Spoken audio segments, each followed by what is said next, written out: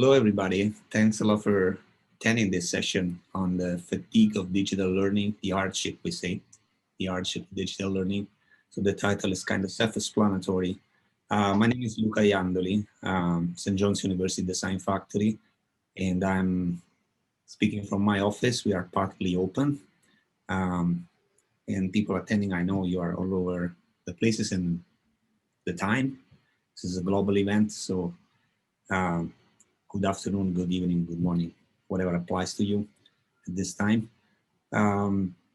We have with us 5 speakers, actually 4, but Pablo Valencia will join us in for the second part. He had a partial conflict with something else in his university. So the objective of the event is basically to share best practices. We all had to migrate online at some point last spring. Some of us were already familiar with online teaching, some of us were less familiar, but I think that regardless of whether our skills were, we're all suffering, let's say, the lack of freedom of going back to normal, and even to mix digital with non-digital. We are forced to be digital, most of it at least. So there's a lot we are learning. So we probably don't have the final cure for this hardship, but we can have some pain relievers here and there. And so the objective of this session is really to, in the spirit of the Design Factory, to share what we learned and see if we can learn from each other, see how we can improve our digital life, digital learning. We are also looking at this from the perspective of the students as well, who are equally stressed, maybe even more than us, of course. So in terms of format for this session, it's very simple. We're going to go around the presenters. I'll ask each of you to introduce yourself before presenting your contribution. And we decided 10 minutes each. We have 4 presentations. So the rest of the time will be for us to discuss, and also for the other participants to bring their own experience, to ask questions, brainstorm a little bit. We're not a lot, so we have that type of site that is conducive to discussion. It's not just Q&A. The second part of the event, I will at some point to leave because I have my class to teach. I'm sorry for that, but I'll leave it to Kevin. Kevin will facilitate the discussion, and that's pretty much it. Thanks again to all our speakers for being there. I know that we're asking them a lot. When we ask, please, can you be another 90 minutes online on a Zoom call on the top of the other Zoom, WebEx, whatever tool you're using to communicate these days. Anyway, there's a lot. I know some of what is going to be presented. There's a lot of exciting stuff to share. Some for me is going to be new, but I'm sure it's going to be equally exciting. So at this point, I just suggest we start. I suggested to follow the alphabetical order by first name, which means the first to go is Andrea Ordonez from Duoc Design Factory, Chile. Thank you, Luca. Hi, everybody. I'm going to share my presentation. There, you can see it.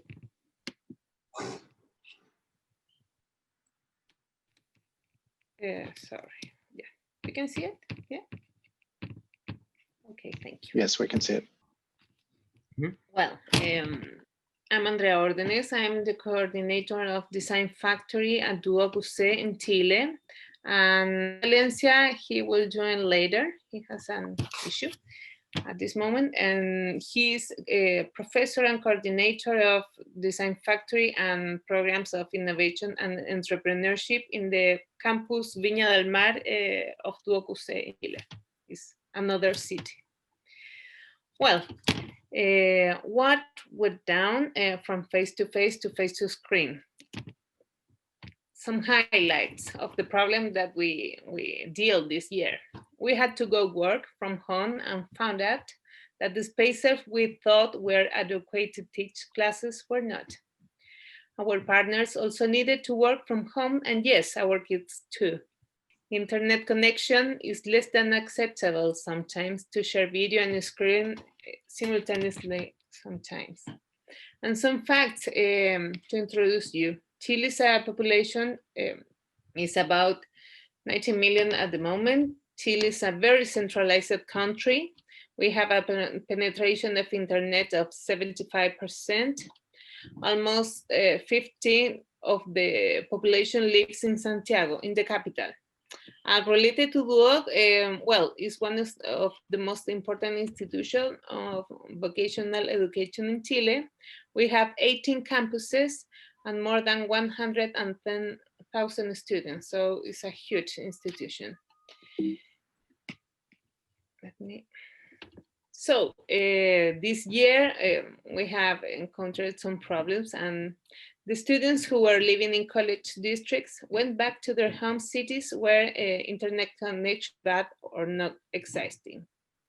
In most synchronous classes, the students have their screens turned off. They feel a bit, they don't like to share his environment, his home. It's a bit difficult to work in that sense or engage them with the team partners when they don't share the camera. The class participation decreased this year when we start these online classes. Many did not connect at all in all the semester. We have some classes with students that never appeared. The feeling of fatigue and stress increased for students and teachers alike. What we have been doing? Well, at first, the institutions provide with internet and notebook access for a high quantity of students. They don't have one in his house. The student can work asynchronously. Now the student can access to our educational platform and check the content and still have a good attendance to the courses. Well, record the feedback so they can review it later. Every class is recorded and they can still engage with the progress of the classes. Well, some experiences. As I mentioned before, the institution must provide with internet connection and computers to a high quantity of students. For example, there is Emmanuel. She's a student that lives in Easter Island, and she studies in Viña del Mar campus in Chile. So when the pandemic, when we started the remote classes, she had to come back to Easter Island. The connection and the internet connection is very bad in the island. So she now, in a asynchronously way, that's the way that a solution to Emmanuel can continue the studies and participation in the group teams of the classes.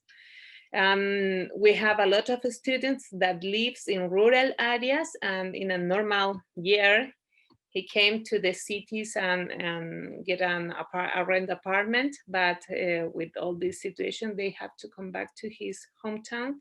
That have been a challenge in general. For almost every teacher has some student that lives outside the city. Well, for example, Pablo is a teacher, and now he records all his classes so they can review it later. Some achievements that we have, well, in the second semester that we are running now, there is a lot of learning for students and teachers, and we have around an increase of 10% in attendance and participation in classes in both ways, synchronous and asynchronous way. The perception of working from home is still more tiring than in person, but the levels of frustration have decreased in general. So the teachers and students are more familiarized with the IT platforms, and we have a better situation of stress right now than at the beginning of the year. Well, and the feedback also is available so the student can consult it and effectively improve later tasks. Well, one of the challenges that we are thinking is when we, don't know, but when we come back to the presentiality, there is a lot of also good things that we learn in this period. And for example, the acceleration of use of technologies and platforms for teachers and students. And when we come back to the presential way, how we can deal with that and not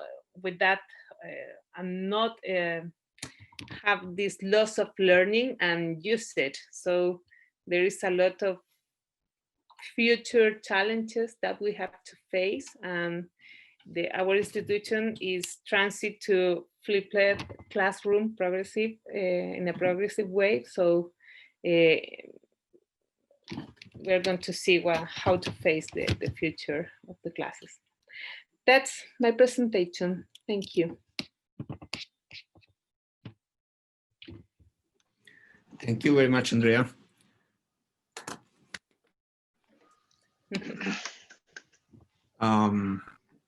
So let's move to the next presentation so we concentrate any question, any discussion at the end.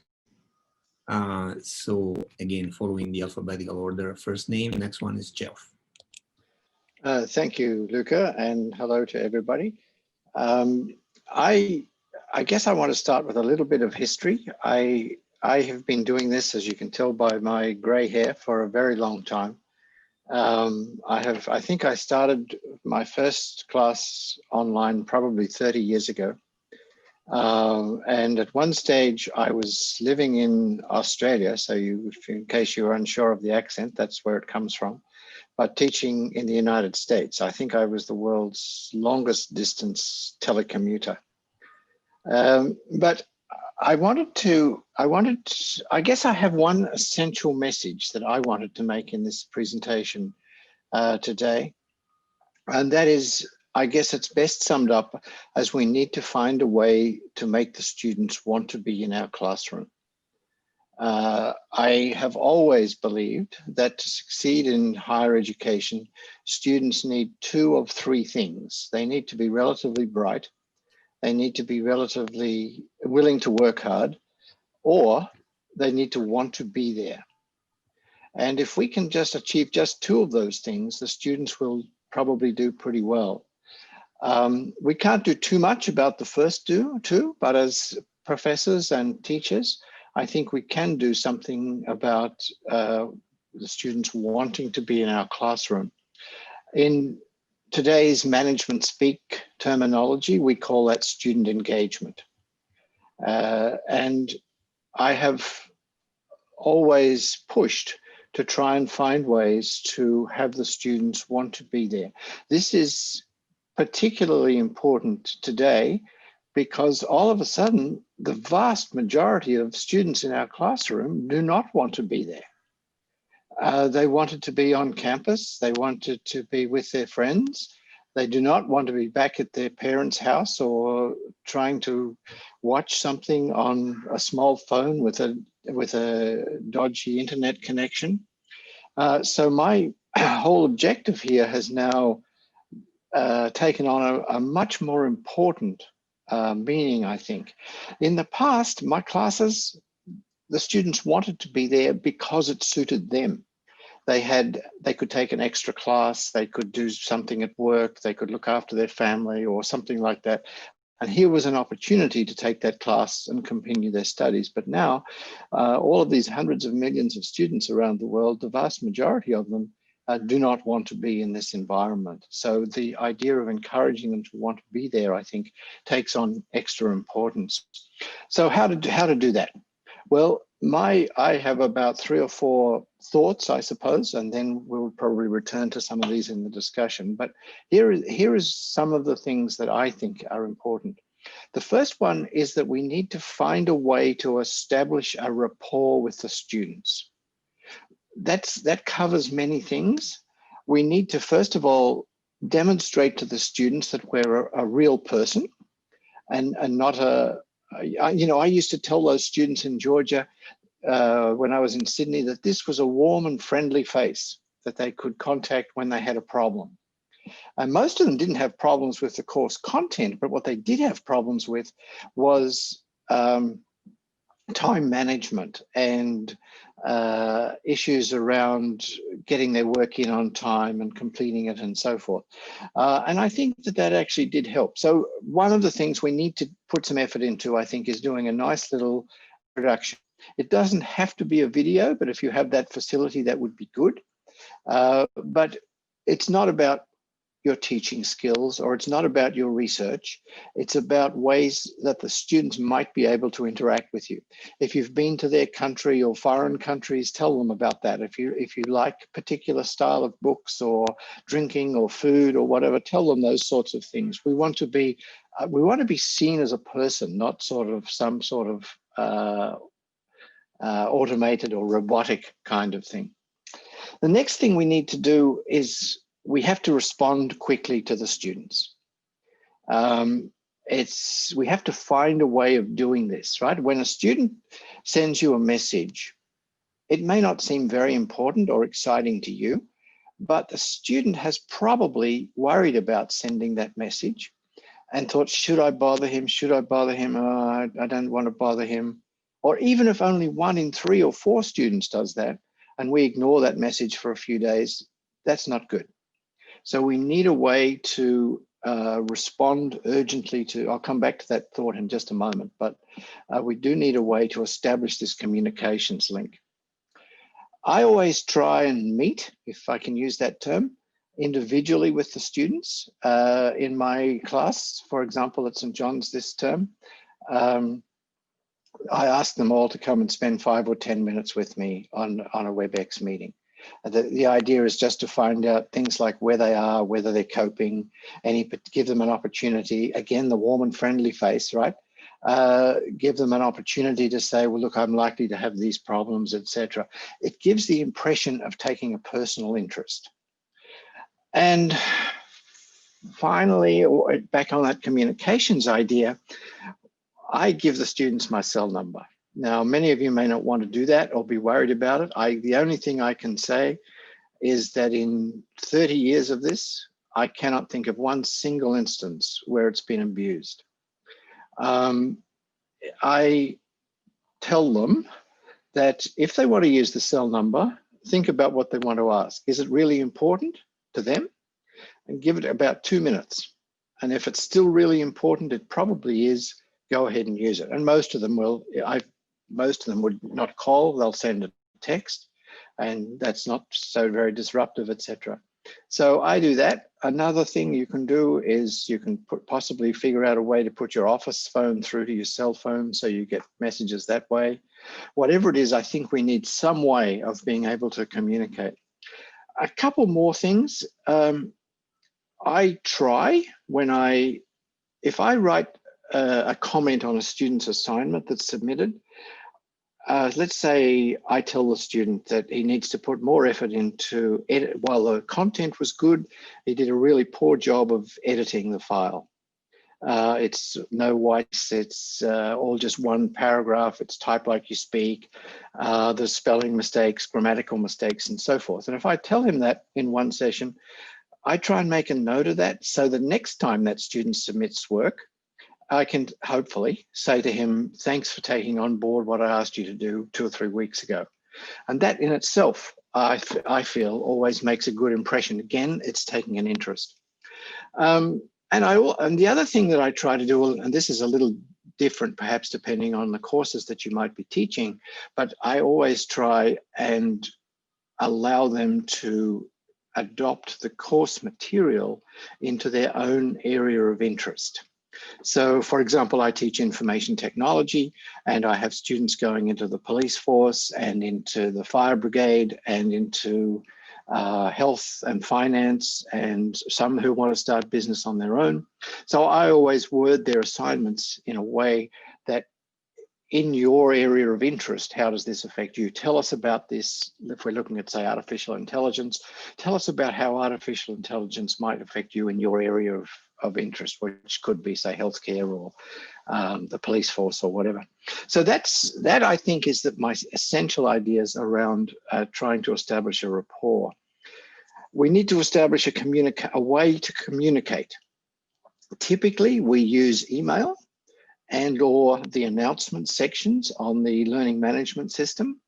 If you're going to use the announcement system, you have to find a way so that the students can easily tell whether or not there's anything new there.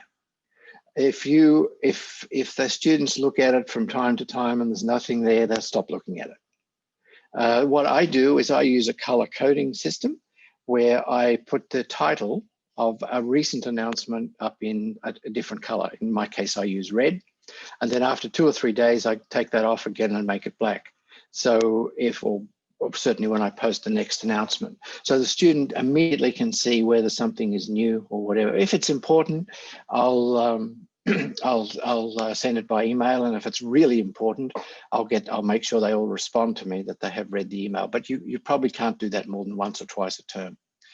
While we're on that topic, I like to find a couple of students and send them a draft announcement or a draft email and say, does this make sense to you? You'll find they love being involved with that. You probably have to pick your student, but I always use that as a way of trying to get student involved, but also, of course, they're going to think of things that I haven't thought of. What's obvious to me isn't necessarily obvious to them. And finally, if I come back to that, the idea of making it relevant to them, I spend the first couple of weeks usually in a class of talking about the course content and why it is relevant to them. And then I try and revisit that every so often by coming back to it.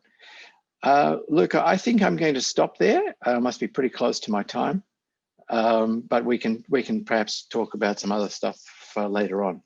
Thank you. That was perfect. Thanks a lot. So next one is Jacqueline. Hi, everyone. So my name is Jacqueline Coppell. I'm the director of the Honors College at Pace University. That's my primary hat. And then my secondary one is I am a coach or instructor for New York City Design Factory. I am also an instructor in our history department, and that's kind of the hat I'll be wearing for this presentation, because that's where I teach a lot of our courses. And I'm going to share my screen and kind of go through some things that I've learned. Move this. So important part is about starting off strong with your students. Having an honest conversation right at the beginning about your expectations, even if you want to do it even before the course starts, and have that kind of in an email so they know what they're kind of getting themselves into tech-wise and your expectations. For video, I think, as Andrea said, students kind of don't want to share their video. I have it actually mandatory that they do share, and don't be afraid to ask it. I let my students know ahead of time that that was going to be a requirement, and they could email me if they had circumstances that required it to be off, and we could have that conversation, and I was open to it. I also have in my syllabi that they can have their video off, depending on the course, 1 or 2 times for a whole class, and kind of as excused absences as you will. And that they could have it off for 5 minutes or so if they need to use the bathroom or, grab water or something like that. The students have actually told me they love it. They were a little hesitant at first, but almost every class they thank me again that I require the videos, because all of their other classes, they're looking at an entire screen of black boxes, and they admit they're zoning out, they're sleeping. They have no sense of who their classmates are. They have no sense of community. and they just kind of count down the minutes till their classes end. So they really enjoy being able to see everybody's facial reactions and kind of feel like they're in a room, even if it's a Zoom room. So I was very surprised that they keep thanking me for that. Also having the conversation about not being worried about your backgrounds. I know that we have people kind of all different socioeconomic backgrounds and different home situations. I was very upfront with my students that I don't really care if pets are, you know, sitting on their lap in their background, or if they have siblings there. If they, you know, if they're an older student, have a baby on their shoulder, that's fine. That doesn't bother me. And so I rather have their camera on and seeing them participate. I don't kind of care what's kind of going on in the background. I had on the screen, you can see I had a niece of one of my students who was babysitting show up, and she just sat there kind of waving every few minutes at the camera. And it was fine. He was able to participate in class, and he was so happy. He was so stressed out at the beginning of the class of like what he was going to do, and it didn't bother me. And also talking to them about getting up, getting a drink, taking the break, kind of self-assessing. I don't mind if they eat on Zoom as long as they're mute. I just want to make sure they're up, they're awake. And if they need, you know, a chocolate bar or something else, that doesn't really bother me. And I think having that conversation and kind of making sure that they're not stressed about it is going to kind of allow for a much better class. If your platform Zoom or WebEx or BlueJeans, having that kind of conversation, or I call it a Zoom 101, a lot of them are afraid to actually admit they don't know how Zoom works. We saw this week with Design Factory. Not everyone has Zoom and everyone's learning the features. One of my classes, I had 4 days into the semester, and I said, raise your hand, you know, virtually if you have a question or anything. And then I decided, like, do you know how to do this? And the whole class said they had never learned. And so teaching them the features and taking the time to do that for Zoom, now they raise their hands constantly. They want to, I give control, they're doing polls, they're sharing their screens, they're getting creative with the emojis and the clapping. And I think that's really important because they'll be more engaged if they feel comfortable with the tech. I think we make too many assumptions that this generation is very tech savvy, and not all of them are. And this is new tech for kind of everybody. The most important thing for me, and this is kind of what Jeff was saying as well, is taking the time to build that community. They lost it in person, and it's so important. It matters so much to have it online. You can kind of do this one of two ways, either kind of devoting 1 or 2 of your beginning classes to it, or doing it a little bit as you go. I've done both. I know professors will freak out that they're losing content time, but it is so worth it. I was just talking to the president of our university about it. I've done games that you can see on this screen right here. The students are holding, some of them are holding up their phones to show off their pets. We've celebrated birthdays with virtual backgrounds, whatever it kind of will be. They're engaged, they're happy. It's sort of giving me back content time because they're into the discussions. They want to know what their peers want to say. They're supportive of each other. I actually had a student come out on Monday's class. And to me, that was, and everybody else that was moving, that they felt a room full of Zoom strangers, that they could kind of do that and everyone was supportive. So it's so crucial to kind of do that. And virtual backgrounds as well, I change mine for every class to match the content. So we encourage the students to kind of do the same, and they feel like they're part of it and they get engaged that way too, of like, okay, what's the lesson going to be? I got to find the right picture or the right video to go with it. And that's kind of a cute way to keep them engaged, especially if they have a background home situation they don't want to show. And then the actual class, I strongly encourage every professor to think through every lesson for a virtual format in the beginning before the semester starts. And the little details. I had, for example, a lesson where I use papyrus, which is an Egyptian paper, and I normally give mine and I have the students hold it up and feel it and touch it. And I was thinking through the lesson and I was like, wait, I can't do that in a virtual format. And so before school started, I got all of their addresses if they were in the dorms or around the world. And I bought and sent papyrus home to all of them so they could have that experience. But that took 3 weeks and I kind of needed that planning in advance. But when we were able to get to that part in the lesson, and I could say, take out the papyrus that I sent you, you could see some of them are holding it up, some have it down, and they could kind of get that sense, and they didn't lose that piece of the lesson. So those little details, I know I have a lesson with Post-it notes coming up. I have to use Miro. And so trying to not think about it in that moment of like, oh, wait, I use this one screen or I do this one thing, and how it actually kind of translates. Seriously advise breaking up your lessons. I have a 3-hour class, 6 to 9 p.m.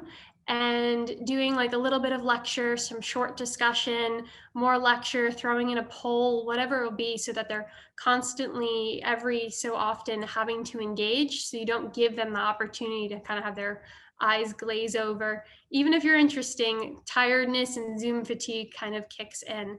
So if they know they're constantly going to be on the call, that you can, a discussion could be 10, 15 minutes away, they're not going to kind of let themselves go into that I can sleep mentality.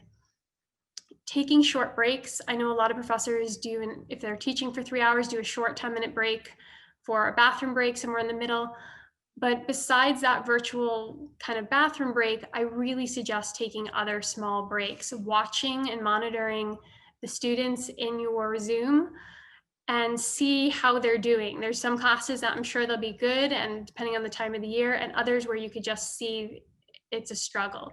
And not being afraid to be like, okay, stop, let's do 2-3 minutes of whatever it is. I did last 2 Thursdays ago, I saw it starting to set in, stopped. We did a 2-minute, very funny YouTube video that had nothing to do with content. And you can kind of see here the picture, they woke right back up and they were ready to go. And so I lost 2 minutes, but they would remember the content for after those 2 minutes. And I think that's important, that we need to be mindful. Monitoring the videos, I know especially I have a 40-person class, so I can only see 5 students in my little sidebar when I'm presenting. I constantly scroll through every single, while I'm waiting for every PowerPoint to change, slide to change, I scroll through all 40 very, very quickly to monitor faces, because this is something we do naturally in our classroom. We look at everyone's faces to see if they're understanding, if their eyes are lighting up, if they're slow on note taking, just what their body language is. So kind of picking up on those same things and not kind of fully focusing on what we're kind of teaching, and looking for those stragglers of note taking, because they're very scared to kind of speak up on Zoom and be like, no, I'm not finished with that. And being mindful, giving feedback. Jeff was kind of saying the same thing. My students on Monday said that their biggest thing is they need feedback. They're very, very, very unmotivated, and they kind of want to just be thanked for even doing what they need to do, the sort of the bare minimum as a student right now. They feel like that's a lot on them, that their energy levels are really low. So even just saying, you know, thank you for being in class, great job, great participation, even if it's kind of the average, that's remotivating them to kind of continue that, because they're all kind of dropping off. And so they all said they want those kudos and everything else, and it means a lot to them, which was surprising. And lastly, structure, consistency, and being explicit. Students commended me last semester and this semester for having structure, being, you know, reasonable and allowing for extensions privately and things like that. But a lot of the professors kind of threw everything up in the air and said, you know, almost like no rules. They didn't like that. They're lacking structure in their lives right now, and they're looking for somebody else to put that structure in. So being consistent, like we're meeting every 2 weeks and your quizzes are due every 3 weeks or whatever it is, they like that. I know a lot of professors are kind of like,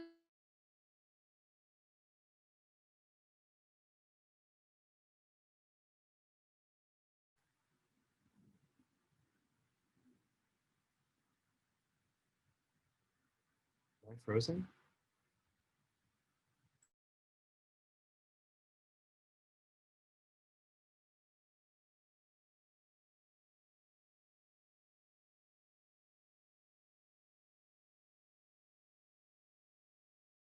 Time, I didn't know what to do. I felt like a broken record. I felt ignored, for lack of a better term. And around the same time, I started observing the students. And it's a really interesting thing to do before class, after class, in the hallways, when they're not engaged in the learning process, when they're just sort of being themselves. And the one thing I noticed is they're all tied to their phones, quite literally, from the minute class would start to the minute I said, that's it for today. And then the minute I said it's it for today, they'd pick up that phone, they'd get on it, and I'm like, what are you looking at? And of course, their answer is all social media. So at the end of that semester, I sort of had an epiphany. I'm like, I'm going to try something new. If they're all so tied to these phones and so tied to social media, what I'm going to do is replace all the emails, replace all the learning platform announcements, replace all of that we would typically do, and instead put it all on Twitter. I'm going to create an educational Twitter account. And on the first day of class, I'm going to ask my students to follow that account and set an alert on their phone. So whenever I tweeted something, they'd get a notification right on their lock screen. And that would be the way I handled things. No emails, no Blackboard, and all that content, instead of being through those typical routine mediums, was now on Twitter. And up until COVID-19 forced us all to distance learning, it was working really, really well. I'm going to share my screen now, show you guys my Twitter feed. I'm going to give you an idea of what I'm talking about. So hopefully you should all be seeing my screen right now. And this is my Twitter feed. Again, you'll see my followers. Students are asked to follow me. At the very top of my Twitter feed, I pinned my syllabus for the semester, so it's always there, always visible. And as you see, you'll go through, there's a variety of content that I post to Twitter. Here is a reminder about the lecture that was just posted. We'll get into that in a few minutes. Here's a reminder about when the lecture would be live. I scroll down a little further. These are students now getting interactive with me.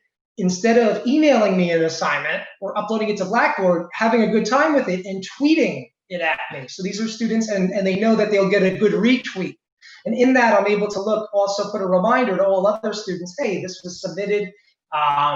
Here's a student who submitted it. Your deadline is still approaching. So the strategy is basically everything that would go through traditional mediums and traditional wavelengths is now coming at them via Twitter. So COVID-19 hits, and I'm given this option. What should I do? Twitter's working really well. Should I transition to WebEx or Skype or Zoom? And rather than do that, I decided to kind of double down on the approach and strategy that had been working thus far in the semester. So I'm going to scroll way back to like the spring here, right?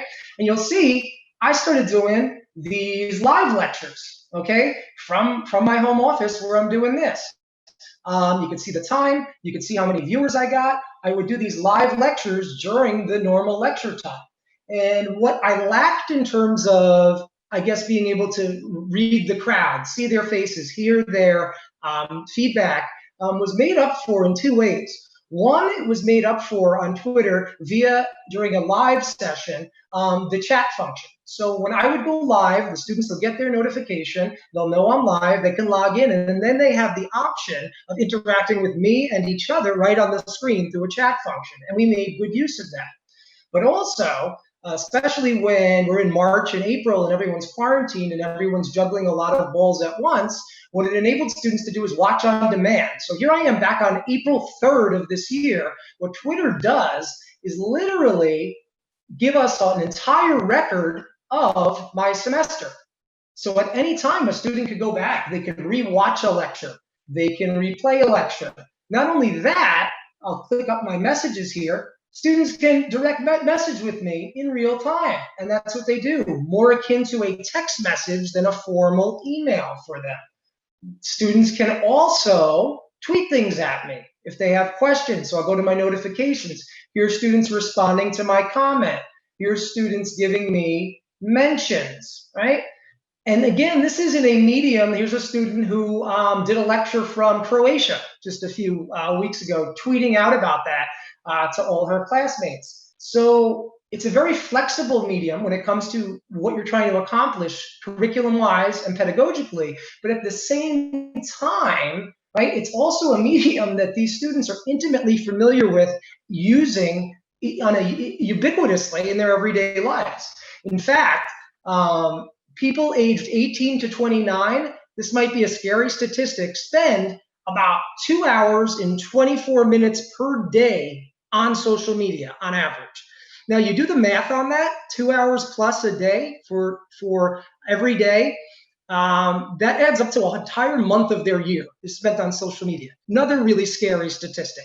90% of people aged 18 to 29 look at the social media on their digital devices first thing after waking up in the morning and the last thing before falling asleep at night. Now, you want to contrast that with what we typically do in higher education. 72% of students treat emails like spam. So from the same test group, 72% of them treat email like spam. So this is the approach I adopted, and it seemed successful, but I was able to survey my students at the end of the semester too. So I'm going to bring up some quick results. So first few slides, I'm going to go through them quickly. What you're going to see is the use of Twitter generally, the use of Twitter as a learning platform generally. 96.4%, it enhanced their learning experience. 87.3%, they process and retain the information better. Again, that 87.3%, and this is a sample size of the 70 students I was teaching last spring. Better than Blackboard, 85.5%. Again, the retaining course information better as compared to Blackboard, right? Then I'll look at the data for COVID. So COVID allowed, Twitter and social media allowed for, according to 94.6%, a more effective and seamless transition. For 90.9%, more effective than Blackboard, WebEx, Zoom. 90.9%, more connected to me as their instructor. 92.7, better meet course objectives through using social media as a learning platform. 90.9, more effective overall than all these other tools that we seem to be using. And here's a kicker in one of the main takeaways, 100% found that viewing lectures on demand was very helpful. Absolute 100% of the students that were surveyed. So there were two takeaways from this. Takeaway number one was that they enjoy using technology they know how to use. Someone mentioned earlier, I apologize for not knowing who it was, but we consider our students to be tech savvy, and they are, but they're tech savvy with the technology that they know how to use. That's number one.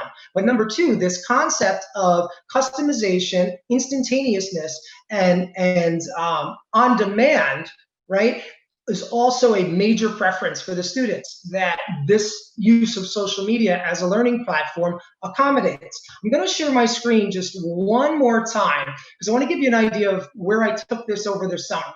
So currently I'm teaching hybrid. I teach, I guess, a rotating hybrid where I don't see all the students at one time. And the option given to me was I can simulcast my lectures. So half of them are in the classroom, half of them are on Zoom. I knew right away that wasn't going to work. I just had a gut feeling, a gut instinct. And instead what I decided to do was set up something that's probably most akin to the old school concept of a big 101 lecture with small TA sessions. So what students actually do, right? What students actually do this semester in my class is every week I do a live YouTube lecture that they're all required to watch. So in addition to my Twitter feed, I have also created myself a YouTube channel. And students were instructed to subscribe. They have, so they get alerts on their phone. They're able to see updates. They're able to watch. And all of the students will watch that one lecture. And then I've broken them into smaller teams where instead of doing just another lecture, I've kind of redesigned and reconfigured my curriculum to create these interactive, high-intensity assessments or challenges, as I call them, where in their smaller teams, the students are required to collaborate, communicate, work together, and directly apply whatever content was addressed in the lecture. Again, students are provided the on-demand option, but these are live streams. They're also provided the opportunity to chat live. There's about a mix of 50-50. In fact, you can kind of go to, I'm going to do this real quick. I don't want to take too much time. But if I go to my YouTube studio, the amount of data this gives you on students and how they watch, when they watch, for how long they watch, not only is it just interesting, I mean, it's really helpful. So last live stream performance, while live, 34 viewers while live, average duration 45.6, and so forth. And of course, students, you can see they're able to comment in real time or comment on the video once it's posted.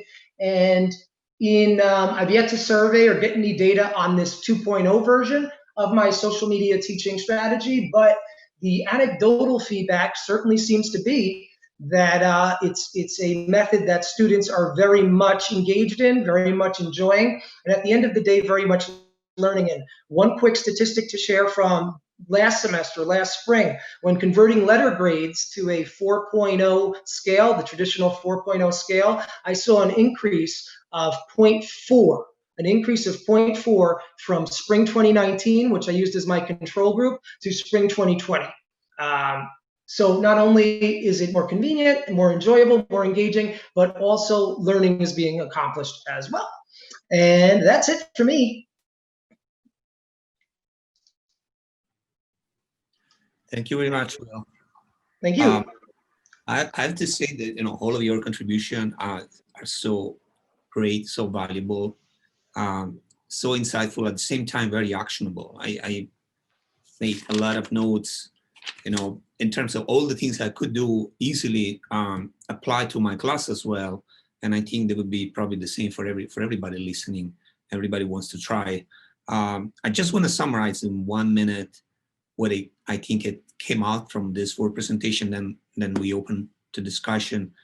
But I think that what came out was basically what we teach and preach and talk about a lot at Design Factory, design factories around the world in this network, which is basically user-centered design. So basically 4 points, one sentence for each presentation. Andrea, basically key message for me was be mindful of the conditions the students are working in. Something like the logistic where they are located, physical condition, internet connection, all of these minor things that we can assume, we take for granted, they are not. Number two, Geoff said, build the rapport. Doesn't matter, whatever technology they use, it's still a human business, this one. So they need to find a person in front of them that happens to be their instructor, but it is primarily a person. Number three, Jacqueline said, basically build a community, build a micro community around the class, create all the kind of mechanisms that create the social pressure, the north, the structure, that are kind of spontaneous, partly enforced by the instructor, but they give this sense that you're not alone, you are part of this group. And number four, with Will, basically use communication channels that are student user friendly. And I love what he said at the end, that not only that helped with, so, we framed the title of this session as the hardship, like it's a negative thing to be online. So there was a little bit of a bias in there. But what he said at the end, I compared the grades between this course and the previous course, and I'm not seeing that it's harder, actually it's better, because the students are learning more. And maybe he's working more at the same time, because there's a lot of preparation behind that, like all of you. But anyway, yeah, this is kind of my summary. And I think that all of this, again, is just an example of, that basically it's all based on two things: observing the students carefully with very neutral mindset and very a lot of care towards them, and then empathy. Try to feel as they feel. And all of these are, the base of design thinking and user-centered design. So I would say at this point, we can probably open to questions from the participants, or whatever ideas. If you want to share your experience with us, just open your mic and speak up. And I will start with that, and then we can have a discussion from on the panelists. Luca, I just wanted to say that I'm very glad that Will chose to be Will Murphy, not Bill Murphy. I wouldn't have wanted to follow that. Thank you, Jeff. I would like to to take the word. The question that Geoff says about why it's relevant for them to connect the classes. Then connected with the presentation of Will and Jacqueline also. Well, for us, for example, my last class was about Design Factory. It's a project, and on a semester they have to run a product development project during one semester, 18 weeks. And in the last years, has been every time more difficult to maintain engaged the students with the project, they're working with a real counterpart of the project, and has been hard every year. Of course, this is more, has been more, but always I have to connect with William's presentation, because now the current generation of students have a different mindset that 5 years ago or 6, 8 years ago, and they need short experiences that very with a high significance. They have to feel they are used every minute of his life or his time. They are used very well, so they learn in a in short periods. So we have this discussion last year with the professors teams, how we can convert our classes in a presential way. We were talking in that time in a meaningful experiences, short meaningful experiences in every class or during the semester. Of course, this year has been a huge challenge to maintain that with these other issues about the distance, remote. It's a very good question, I think. How the students today are engaged with these social media networks and every day, whole day, but also they create his community sense. How they share this community sense in this kind of networks, on how the next presential classes should be improved with all this new experience of remote and digital experience. How, for example, I don't know if in 1 year more, in 2021, we have to come back to presence life or present classes. What kind of these learnings should be applied in this presential, or we should come back to the past scenario? I don't know. There are some questions, open questions that I have it. What do you think? Maybe I'll start. I think the change might be so dramatic that we don't go back to, even if the world rights itself in the next 12 months. I think that we will have learned a lot here that we can use to do things a little differently. And one of the things that I was trying to get at is to try and make the material relevant to the students. And I noticed Will had a picture there of the policeman who was charged with the Floyd killing. And I presume that that was something that was relevant at the time that he was drawing their attention to, and so forth. I try and find material in textbooks, for example, that is part of what they need to know, but textbooks are really dry, and who wants to read a textbook? So I usually try and find something that's a practical demonstration of what it is we're talking about. It could be perhaps the use of surveillance equipment by the Chinese. It could be perhaps the use of Facebook data to modify people's views on politics. All of these things are in the press, and typically are available digitally. So you provide a link to that story in your learning management system. And you have to remember that a learning management system, apart from Will's version, a learning management system has now gone from something that was really just a way in which we made material available to the students to being the front door to the class, right? This is where all of the information, everything they need to know is in that one spot. I don't see that going away. I think we'll continue to use that sort of thing to present relevant, recent, demonstrable information to the student. That's great. I think to sort of add to the discussion, for me, the term I like to use is language.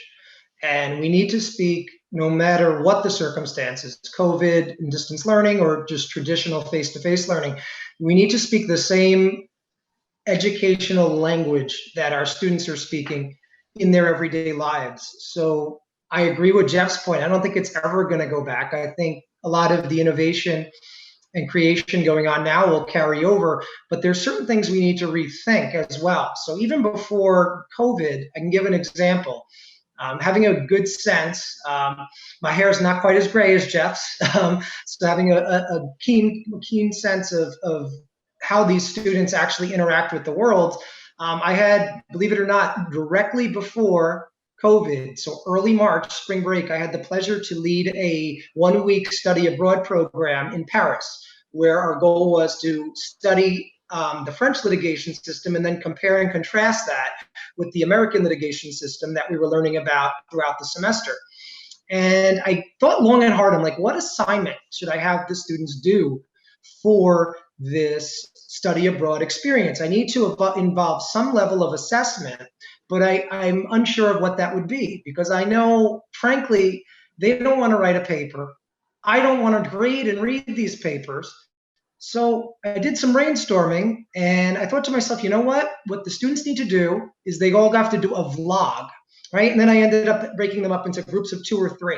But it was amazing the enthusiasm they took to that task of whenever we went to visit one of the French courthouses, right? Or some of the cultural sites as well.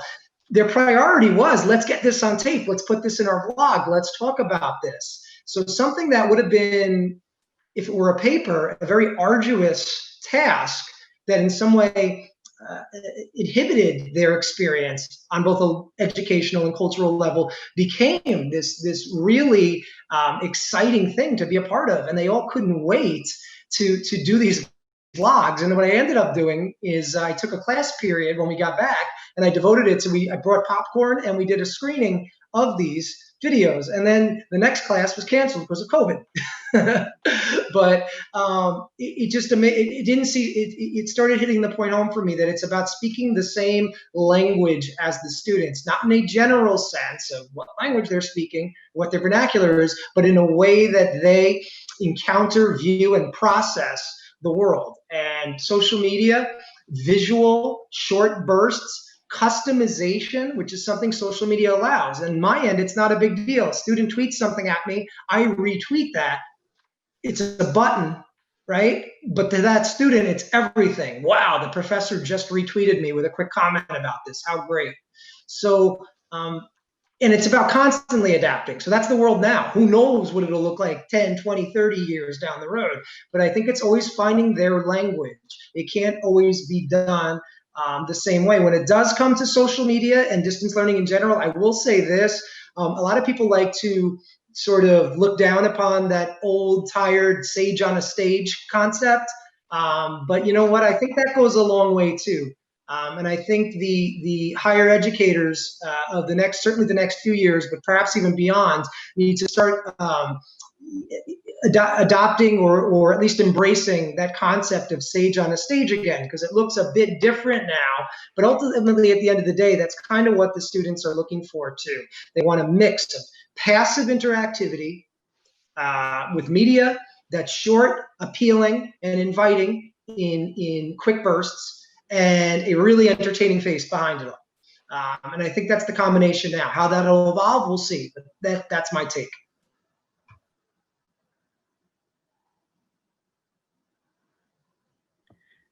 I think they kind of said what I was going to say, but I think, yeah, that I hope the empathy lasts beyond COVID. I think, you know, coming, as I said right before this, coming from a faculty council meeting and things like that, I think some faculty are finally realizing that, you know, you really need to pay attention to students and how they learn and, you know, what they need, and kind of not, you know, sage on the stage, but, you know, kind of not having the blinders on as well. And I think a lot of them would just show up, do what they need to do, and not really care about the audience they have in front of them. And I think this is the first time I'm really seeing faculty try to understand, you know, the audience. Why are they struggling? What's the motivation? And trying to figure out how to get to them. And I think walking a mile in their shoes and some of the empathy exercises and things like that is allowing them to kind of restructure their curriculum, restructure the kind of courses we're going to offer going forward. And I hope that lasts. I just wish also more faculty would do it. I think a lot are still just kind of putting their material on, we're talking about with Etu yesterday, just putting their material online and not, again, caring how it's being received. I think this is a very reflective time. I feel like every few days I'm reflecting with my, you know, my faculty and my staff of like, okay, here's a new problem that we didn't expect, or here's new feedback. And like, how do we constantly change our courses and inform our instructors? So I'm hoping that'll continue, because each class is just so different than the ones before. Yeah.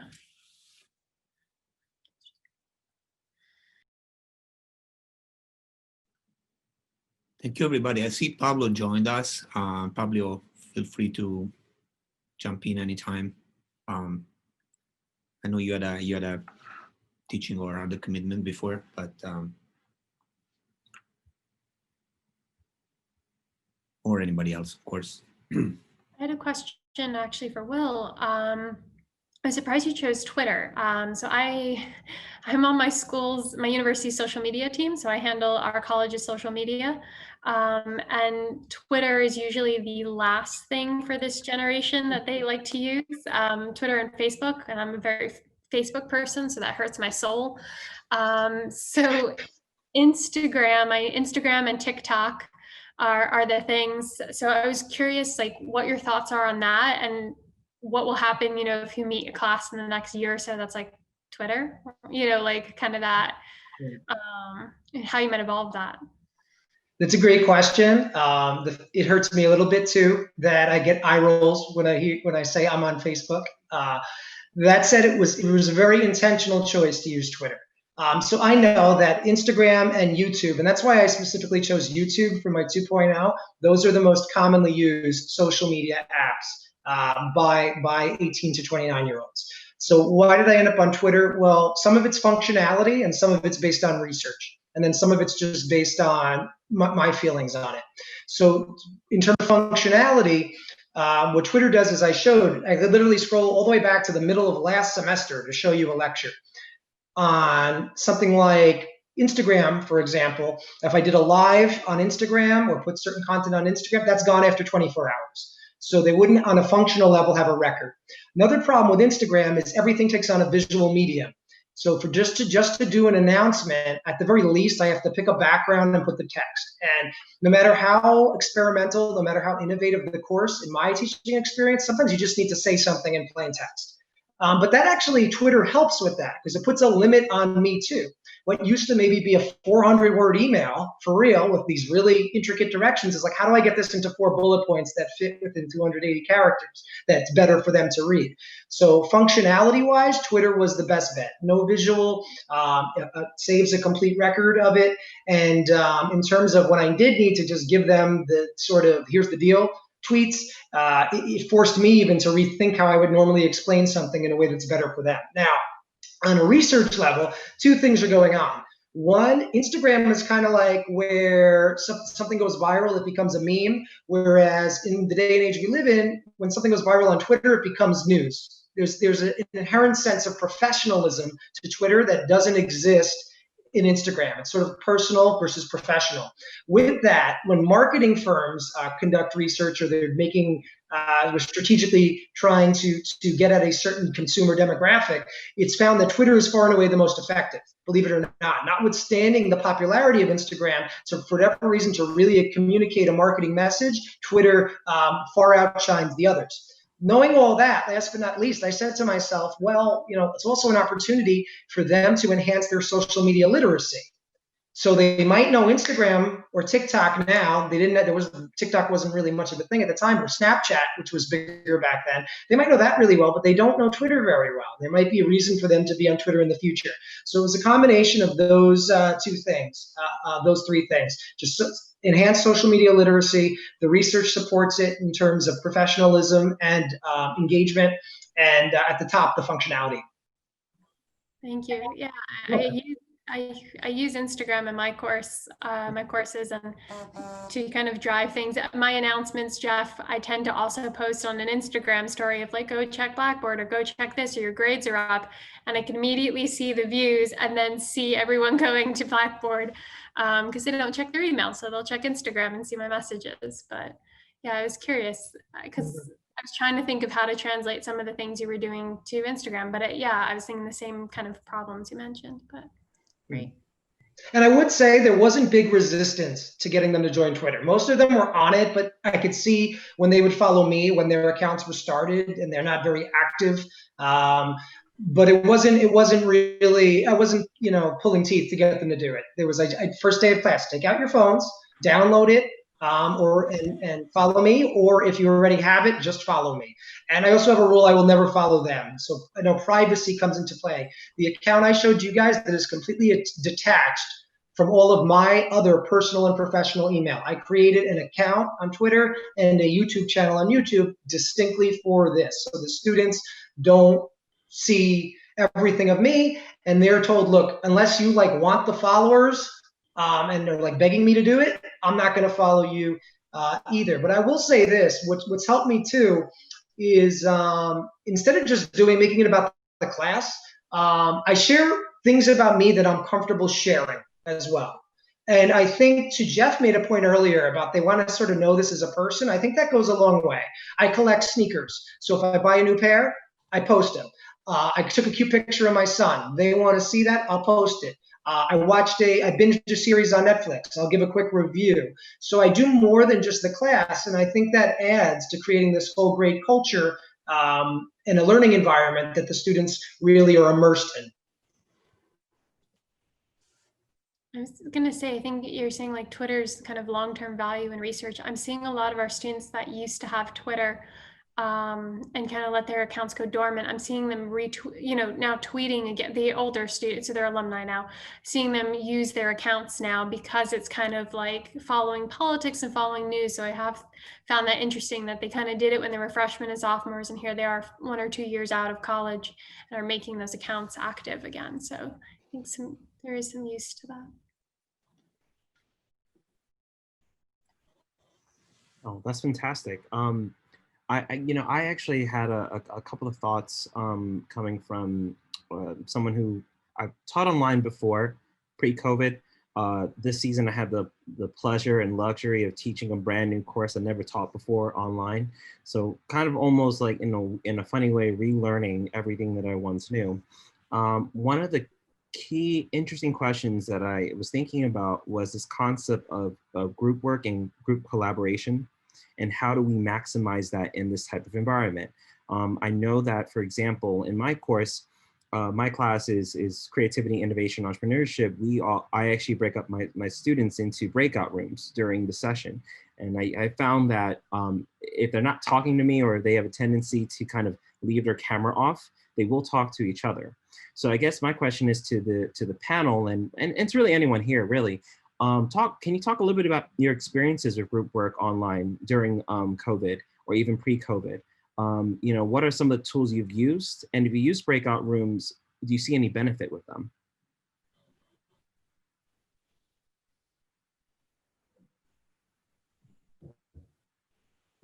Kevin, did you mean group work in a synchronous environment, such as the technology, or the group work of putting something together as an assignment and turning it in? In like a synchronous environment. I haven't done that. I do have them do group work, minimal amount, but I haven't had them. I haven't structured it in a way that you might in a classroom where they go to a breakout room, for example. They have to prepare a material, a presentation maybe in a group. They have to prepare and research something in a group, but I haven't done that. So I'm probably not the best person to comment there. I've done breakout rooms, and I know the students actually really like them. It's kind of what you said, Kevin. They'll, be a little more free in those kind of groups and talk amongst themselves. I think it's also really important to be popping in and out yourself across the breakout rooms, because I know in a classroom you would kind of go from one group to another, and sometimes you could be sort of in two groups at once, standing with one and kind of hearing the other, which you can't do. But I found, like, with my group work, I'm giving it every few minutes, and I'm constantly popping between them and trying to switch as much as possible, and letting the students know that, and that they can kind of call me to them if they want. But we've actually had, besides breakout rooms within a synchronous setting, a lot of the students have pushed back on group work this semester, just because of anything that has to do, and I think Jeff was probably getting to us too, anything outside of class that they're just not doing. They don't want to set up their own Zooms, too many time zones. It's too much stress and pressure. And that was actually a venting session on Monday with my students, that group work outside of the class time is just, they feel very unrealistic and unfair right now.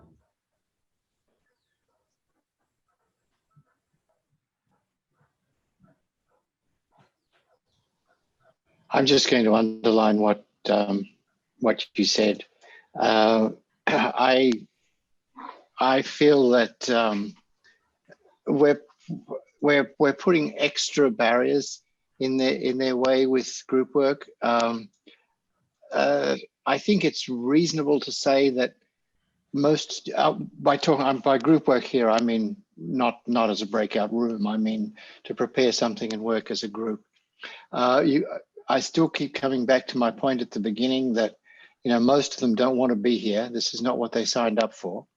And I think that they feel it adds an extra degree of difficulty to the task. They've got to communicate with people they don't know. They've got to allocate work to these people. They've got to organize workflows, and then they've got to probably cover for someone who hasn't performed, whether it was that person's fault or whether that person was simply prevented. So my approach, I do use one at least group task, but I do try and keep it to the minimum.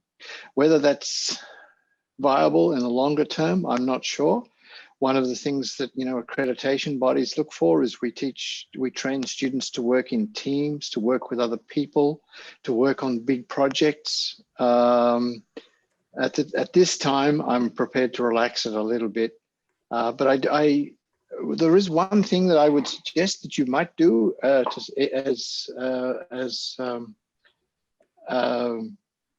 group work, or two things perhaps. If you do want them to do a big job, give them a little job first, so they can all get to at least know one another and work out, even if it's just putting together a very short paper on something they all know about. Give them a little job first, so that way they'll be a little bit used to working with one another. But I always give them multiple, if I'm using Blackboard or similar, I always give them multiple submissions. You'll find that students, of course, leave everything to the last minute, and they submit the paper, and then, I forgot to include those changes that so-and-so wanted to do.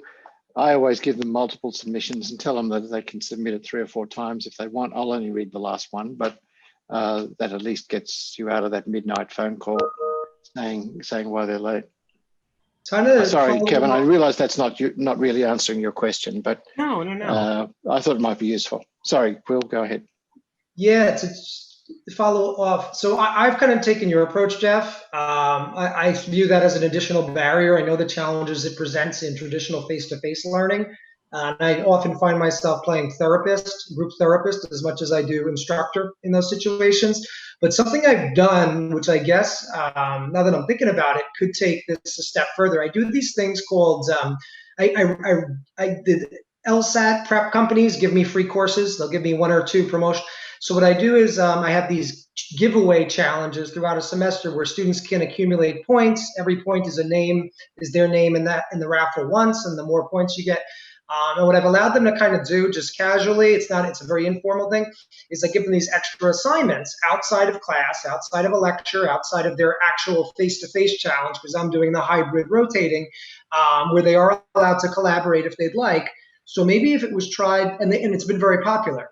So maybe if it was tried perhaps on an optional basis for something that still benefits them in some way, be it extra credit or be it an opportunity to win a free LSAT course or GRE course, that's a good way to kind of test the waters and experiment. If someone told me you need to do group work in this format, that would probably be what I'd be doing now, experimenting, see how it works on an optional basis. And then if I could translate that into a required basis with that same sort of level of dedication on behalf of the students. But that's kind of just been spontaneous. I thought, all right, I'll have them do these little extra legal research challenges for a point towards the LSAT course raffle. And it's become like this thing where they're like fighting me. They're like fighting, not me, each other during these live stream lectures in their little groups to DM me on Twitter with the correct answer. I'm like, I just said this. How do you guys already have the case? So I see the tweets popping up. I'm like, wow, I'm live. I literally said this 3 minutes ago, and people are already sending me answers in concert with each other as a collaborative unit. So maybe perhaps doing it with either some extra incentive or extra credit basis might be a good way to start experimenting with it and see what works, see what doesn't, and see how that could translate then to a more required basis. I would say to add, like, I know I hate group work. I hate the free rider system. I was always the person that did all the group work for the group, so I try not to use it unless forced. But I always have one group assignment. I always try to dedicate a class to it. So just have them meet, and they're meeting in class, so they don't really have an excuse. I also, before they leave that class, I always have them give me a piece of paper of what they've decided amongst themselves. And I'm giving individual grades instead of a group grade. So if somebody didn't hand in whatever it is, didn't do the conclusion of the speech of the debate, I'm not penalizing the rest of the group and things like that, and trying to know where everyone is. I had another thought, but I just lost it. It's the tiredness sinking in. There was something else. Oh, it'll come to me, but I remembered. I also have done enough for classes, but for bonding and stuff over the summer with our honor students. We also ask students where they are in where they are in the world, and cities and things like that. So sometimes some of the group we made were based on that. So I have students in the same time zone grouped together within the class or within a cohort. So that way, if they have to do anything, they're all on the same 3-hour time difference. And so it's easier instead of a 3-hour, 4-hour, things like that, and trying to be cognizant of what everyone has in common, and then allow them to kind of do that, and kind of also telling them like, hey, you're all from California, and kind of giving them some of the bonding and some of the things so they have that common point where they could jump in a little bit quicker. But still, I don't like I think it's a lot of barriers. Yeah, I think, to be fair, I think, part of that question for me kind of was on purpose, looking at, like, especially at St. John's and a lot of institutions, the synchronous model versus the asynchronous model. And I think, in my opinion, I think asynchronous model for this type of work is impossible. I just don't think that there's a realistic reality. You also put in the chat, Jackie, that I think is a very good point, that, in situations like that, if as a faculty member, if you're choosing to go that direction, I think it's equally as important to know that you have to invest a lot of time in terms of in-class time in order to make that happen if you're doing the synchronous model. You know, and purposely for my class, I'm doing it in a synchronous way. So I actually have to meet with them, you know, for 3 hours, like I met with them today. But I do spend a significant portion of that time because in the capacity that we're in, it's more so kind of more on the PDP side of how we approach our work. So we know that it has to be done in a certain way, in a certain fashion. So I guess it also depends on when you look at the discipline behind it. So I think like it's great that to kind of see how each of your models work for the population of students you have, you know, and I think that's fantastic. So as well, so that's great. I would say add one more thing because I didn't have the design factory hat on when I answered that question. I had my history hat on. I think our plan for like our group, our PDP and our PIP, which are our group projects, the whole thing. You know, we've already talked about it. It's a lot of bond. We're going to have to do a lot of that bonding and a lot of that team building and like not assigning any work until they're on the same, you know, page and they've bonded over their pets and their siblings and their, you know, their annoying cousins and have had, you know, if they're of age, you know, drinks on the Zoom together and stuff. And I think trying to get them on that same level, and then you can kind of start assigning that work. And I think it's going to be a lot more effort on all of our parts of getting that community, getting that team tight, and then be like, all right, here's the work to do. Otherwise, I think it's going to fall apart. So putting in, you know, what I said before, putting in the time and effort, even if you're losing time to work on, you know, the research or the other parts of the project, I think it's going to like benefit at the end. Oh, absolutely, absolutely. And you know, and it's funny for us on our end, it's sometimes trial and error. In the class that I'm teaching right now, like I have, you know, I have like amazing students. I only have 11 to work with, and and of course, no matter what you do, you always have one student or a couple of students that don't fit into that mold of I love group work. So obviously, like in that case, like it's a little bit of coaching as well. So.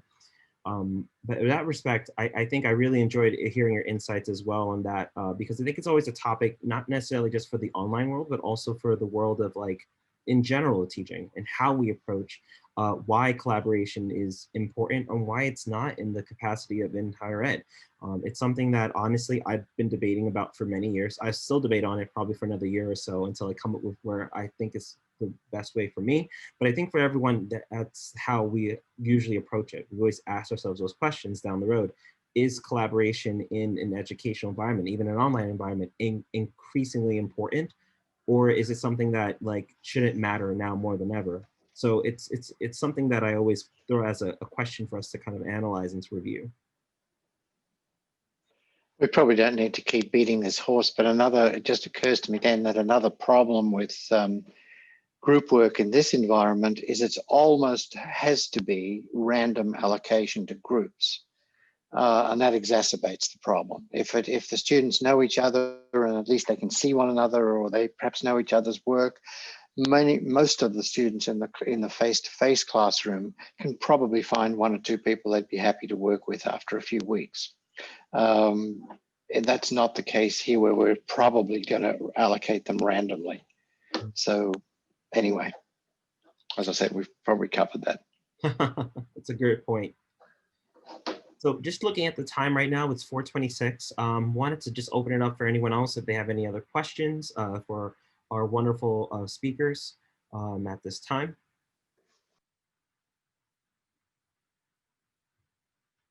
Or are we fatigued?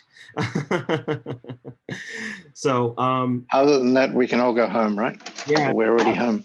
So yes, so what I'll do at this time, I'm gonna post a link to a feedback form that will go directly to Klaus, to Klaus's group. I know some of us know who he is here, but if you all could just do me a quick favor and just fill out that feedback form there. It's like 3 simple questions.